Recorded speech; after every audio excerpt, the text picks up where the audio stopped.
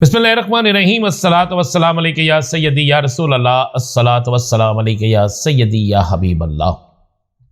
तमाम सुनने वालों को मेरा सलाम। मैं हूं राना अजीम और आज की बड़ी अहम तरीन खबर तो यही है कि आज सुप्रीम कोर्ट में नवाज शरीफ, जहांगीर तरीन समेत वो तमाम लोग जिन्हें सुप्रीम कोर्ट ने नहल करार दे दिया था, उनकी नहली के हवाले से आज केस की समाअत हुई। बड़े मजेदार रिमार्क्स भी आए और सबसे खूबसूरत रिमार्क्स ये थे जब तमाम अटॉर्नी जनरल्स ने कहा जी हम ताहियात नहली खत्म करने की हिमायत करते हैं। फैसला तो आइन और कानून के मुताबिक ही होगा और 11 तारीख से पहले फैसला करने का कहा गया है, क्योंकि इलेक्शन है ना, 11 तारीख से पहले फैसला हर सूरत में करना है।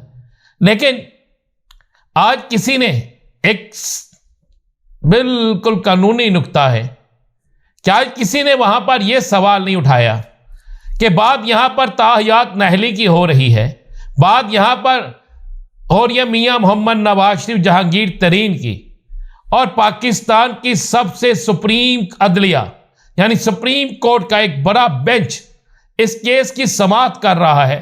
तो क्या पाकिस्तान में इलेक्शन के लिए तैनात किए गए आरओ वो इस फैसले का इंतजार नहीं कर सकते थे और उन्होंने इस फैसले से पहले ही मियां नवाज शरीफ के कागजात नामजदगी मंजूर कर लिए? क्या आरओ जिन्होंने कागजात नामजदगी मंजूर किए, क्या उनके पास को गैब का इल्म था? अल्लाह माफ करे, गैब का इल्म तो अल्लाह के अलावा किसी के पास नहीं है। औज़ुबिल्लाह, मैं कोई ऐसी बात नहीं कहना चाहता आरओ के मुतल्लिक, लेकिन गैब का इल्म अल्लाह ताला की जात के पास है, किसी के पास नहीं है। तो फिर आरओ ने किस हैसियत से, किस कानून के तहत उन नवाज शरीफ और जहांगीर तरीन के कागजात नामजदगी मंजूर कर लिए और किस कानून के तहत सरबरा पीटीआई के कागजात नामजदगी मुस्तरद कर दिए गए? वहां पर याद आ गया किसी के एलिगेशन के बाद कि जनाब इनको सजा हुई है, तो जहां पर ताहियात नहली थी उसे क्यों नहीं याद किया गया, जिस पर एक सवालिया निशान बन गया है।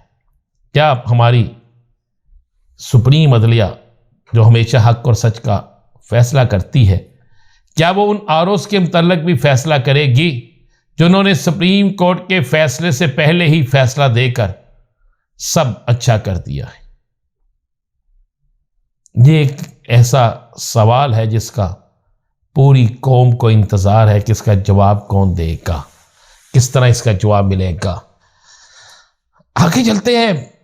कल चूंकि अपीलों के दिन भी हैं, कल से केसों की समाअत भी होनी है, कल से कई फैसले उल्ट जाने हैं, बहुत सी चीज़ें सामने आ जानी हैं, बहुत से मामला खुल जाने हैं और उसके बाद असल इलेक्शन का जो मामला होगा वो क्लियर तौर पर कल के बाद नजर आना शुरू हो जाएगा। अब नवाज शरीफ की नहली या अहलियत ये कोई माने नहीं रखती, इसलिए कि कानूनी तौर पर तो आरओ ने उसके कागजात नामजदगी मंजूर करके ये बता दिया है कि सुप्रीम कोर्ट का फैसला नहीं, जो इलेक्शन एक्ट है वो बड़ा है।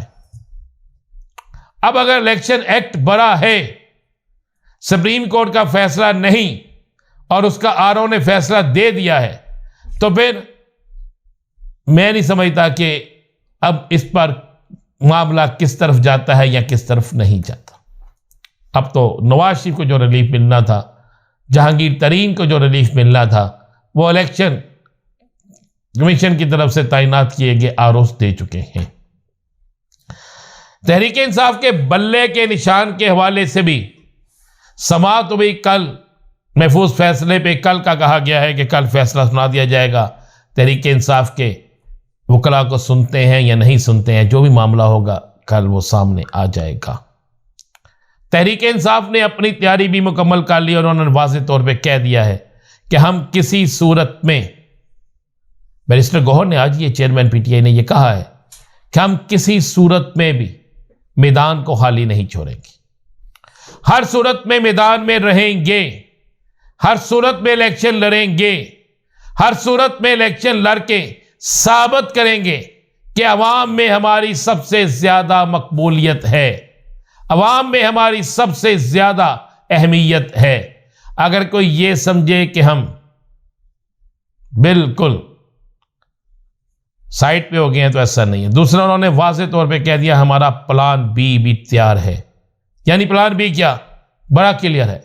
प्लान बी ये है कि जिन लोगों के कागजात मुस्तरद किए गए हैं, अगर उनमें से कुछ लोगों के कागजात मजीद बहाल नहीं किए जाते, वैसे मैं आपको बता दूं कागजात अक्सरियत के बहाल हो जाएंगे, और जिनके नहीं बहाल किए जाते उसके बावजूद भी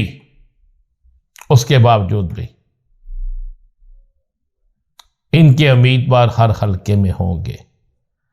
अच्छा, अब तक बहुत सी सियासी जमातों को यह इल्म नहीं है कि तहरीक इंसाफ के कौन कौन से उम्मीदवार होंगे, क्योंकि कागजात तो बहुत ज़्यादा जमा हो चुके हैं ना, वो सारे के सारे कागजात तो मुस्तरद नहीं हुए, और जो उम्मीदवार हैं अब वो उम्मीदवार बाकायदा इजहार भी करेंगे और उनको इलेक्शन भी लड़ाया जा सकता है। ये आपको मैं बिल्कुल क्लियर बता रहा हूं कि प्लान बी के तहत कोई हल्का खाली नहीं छोड़ा जाएगा। और ये मिनिस्टर गौहर ने सब कुछ सरबराह पीटीआई की हदायत के मुताबिक ऐलान किया है, जबकि कभी इम्कान है कि बल्ले का निशान भी इनके पास रहेगा। एक दफा छिन गया फिर दोबारा आ जाएगा। यह आपको मैं बिल्कुल बता रहा हूं, मेरी खबर, मेरी बातों को नोट कर लीजिएगा। नवाज शरीफ सख्त परेशान हैं। आपको यह भी खबर दे दूं, नवाज शरीफ को यह इतला मिल चुकी है कि सीट एडजस्टमेंट ना करने की सूरत में किसी तरफ से नाराजगी का इजहार हो जाएगा, और सीट एडजस्टमेंट करने की सूरत में पार्टी के अंदर एक बड़ी पैमाने पर उनके साथ इजहार नाराजगी होगा। अब नवाज शरीफ मुश्किल में फंस गए हैं कि किसको मनाएं किसको ना मनाएं, अपनों को नाराज करें या किसी और को नाराज करें, लेकिन उनको अपनों को नाराज करना पड़ेगा। जिसके बाद नून लीग को जहां सीट एडजस्टमेंट करेगी नून लीग, वहां नून लीग का वोटर किसी सूरत में भी इसके साथ सीट एडजस्टमेंट होगी उसको वोट नहीं देगा। जबकि दूसरी तरफ तहरीक इंसाफ ने क्लियर तौर पर 13 तारीख को एक बड़ा छक्का लगा देना है, और इस बड़े छक्के के बाद चाहे जितनी मर्जी सख्ती जो मर्जी हो जाए, सियासी मैदान बड़ा गर्म होगा, और इस गर्म सियासी मैदान में जिसको अवाम चाहेगी, जिसके साथ अवाम होगी, उसी को वोट दिया जाएगा, वही इलेक्शन जीतेगा। और कौन इलेक्शन जीतेगा ये आपको भी पता है, मुझे भी पता है। अवाम किसके साथ है ये आप भी जानते हैं, मैं भी जानता हूं। मजीद क्या होगा इंतजार कीजिए। अगले वीडियो का इजाजत दीजिए। अल्लाह हाफिज।